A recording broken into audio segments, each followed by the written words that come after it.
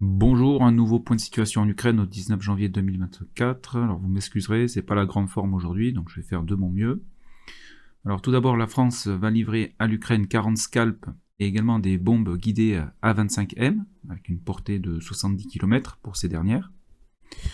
L'OTAN s'apprête à lancer l'exercice militaire le plus important depuis la guerre froide. En effet, 90 000 soldats vont être impliqués avec 50 navires, et cela sur plusieurs mois.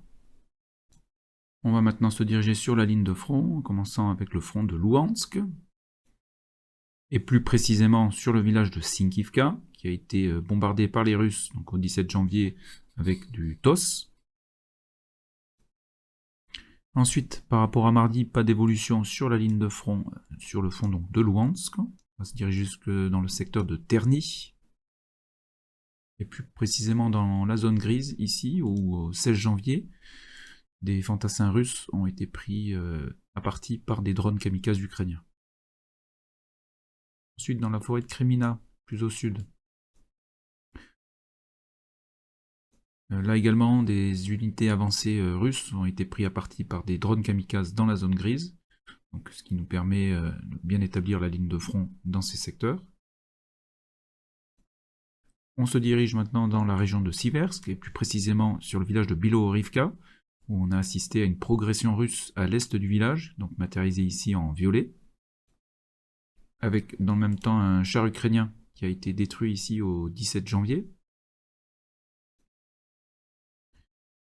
Ensuite, l'autre information donc dans cette région nous vient du village de Vézelé qui a été investi par les soldats russes. Donc ces derniers ont attaqué en tenaille le village de Vézelé, dans lequel les défenseurs ukrainiens ont commencé donc à se replier donc plus au nord vers des positions défensives plus avantageuses. Nous arrivons maintenant dans la région de Bakhmut, en commençant avec le village de Bodanivka, qui se situe ici. Pas d'évolution sur la ligne de front, mais une position russe avec un drapeau a été bombardée par les Ukrainiens, donc à l'est du village, qui est sous contrôle des Russes, donc vous avez la vidéo qui est ici. Ensuite sur le cimetière ici, pas d'informations, juste vu une vidéo d'un M113 abandonné au sud de ce cimetière. Mis à part ça, pas d'évolution. On se dirige maintenant dans le secteur de Klishivka, où au nord du village, ici, un T-72 et un BMP-1 russe ont progressé dans la zone grise.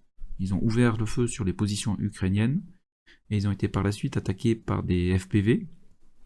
Donc la vidéo est trop courte pour pouvoir confirmer la destruction de ces deux blindés. Par contre, un autre BMP russe, un petit peu plus au nord-est, a bien été, lui, détruit dans une des frappes des drones kamikazes. Dans le même temps, les Russes bombardent les positions ukrainiennes dans la forêt avec du TOS. Et aujourd'hui même, ils attaquent de nouveau dans ce secteur.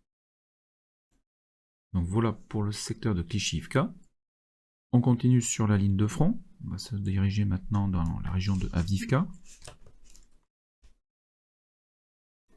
où on note une intensification des attaques russes au nord de Avdiivka, donc dans ce secteur. On note également la présence d'avions russes dans le secteur d'Avdiivka, notamment ici au 16 janvier. Et également cette même journée, des bombardements sur la ville avec des FAB, et également des bombardements d'artillerie. Donc en plus des mouvements terrestres, les Russes intensifient également leurs frappes sur la ville et les positions ukrainiennes. Au nord, sur Stepovier, mis à part une vidéo d'un Bradley en train de patrouiller dans le village, rien à signaler ces 2 derniers jours. Dans le secteur des Dachas, ici, les multiples attaques russes de mardi ont été stoppées par les Ukrainiens, donc il n'y a pas de progression ces dernières 48 heures. Ensuite, dans le secteur de la station de filtrage ici, cette dernière a été atteinte d'un Elmur. Donc Elmur sont des missiles lancés donc, depuis les hélicoptères russes. Donc ces derniers sont également présents sur Avdiivka. Dans la zone industrielle, pas d'évolution. Par contre, les Russes sont actuellement en train d'attaquer le point fortifié Tsarska Okota, donc qui se trouve ici, et notamment avec des éléments terrestres. Donc ici, attaque en cours. Ensuite, on va se diriger sur Pervomaiskié, où une nouvelle fois, donc des sapeurs d'un groupe d'assaut se sont approchés de nuit des positions ukrainiennes et les ont fait sauter à l'aide d'explosifs. Donc vous avez la vidéo ici. Voilà, avec deux habitations qui ont été ciblées ici. Il y a un peu plus d'une semaine, c'était sur ce secteur-là. Et les Russes, donc ces dernières 48 heures, ont repris donc du terrain qui est matérialisé ici en violet. Donc voilà pour le secteur de Pervomaiskié. Ensuite, à l'est de Nevelskié, il y a eu une attaque donc de blindés soutenus par l'infanterie russe ici au 15 janvier, ce qui a permis donc à ces derniers de reprendre du terrain. Ils ont également pris une casemate d'assaut ici au 17 janvier, ce qui fait que les Russes augmentent leur zone de contrôle à l'est de Nevelskié. On continue. Alors tout d'abord, à l'est de Avdiivka, les Russes ont pris d'assaut il y a un petit moment une mine ici, fin décembre.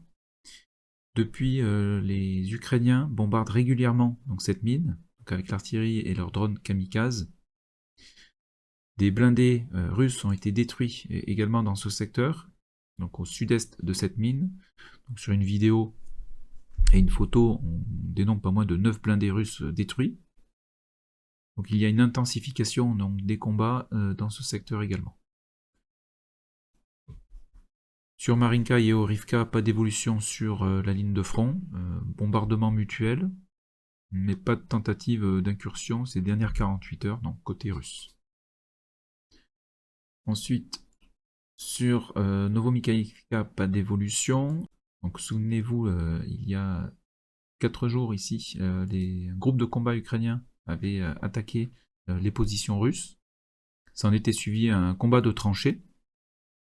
Mais les Ukrainiens n'étaient pas assez nombreux pour pouvoir investir la position, qui reste donc sous contrôle des Russes. Ensuite, sur Vuhledar, rien à signaler.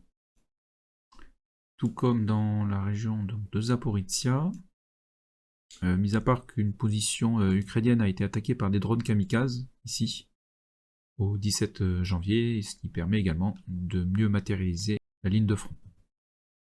Ensuite, sur Robotyne, les Russes ont bombardé le village avec le TOS. Et au sud de Robotyne et au nord de Novopoprivka, ici, un BMP-3 russe a été détruit dans les combats. On va maintenant se porter dans la région de Kherson, où les combats continuent dans le village de Krinky. Les zones de contrôle n'ont pas évolué ces dernières 48 heures. On va faire maintenant un petit point donc, sur les combats de contre-batterie. Alors tout d'abord, les Ukrainiens ont détruit un OSA russe au 14 janvier sur la commune de Radensk. Donc ce village se situe ici. Et le OSA qui a été détruit donc ici. Et un autre OSA a été également détruit au 15 janvier. Ensuite, 2 ouragans ont été détruits sur la commune de Blikivka. Donc, le village se situe ici. Et vous avez donc la vidéo ici au 15 janvier.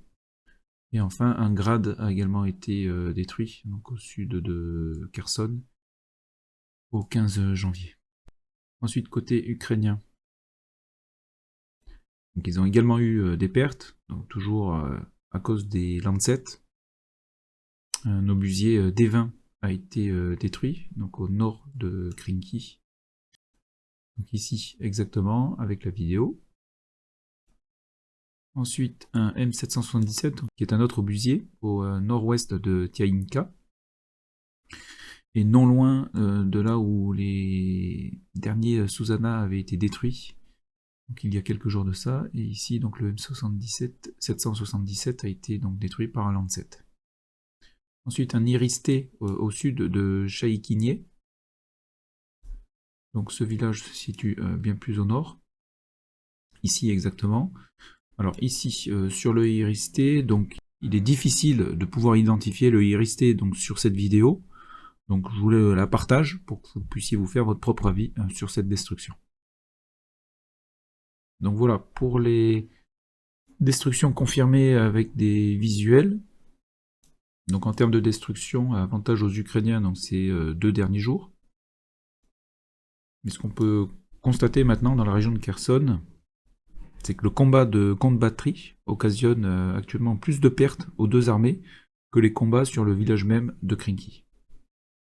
Donc voilà pour les informations au 19 janvier 2024. Donc en résumé, les Russes continuent leurs attaques et leur progression.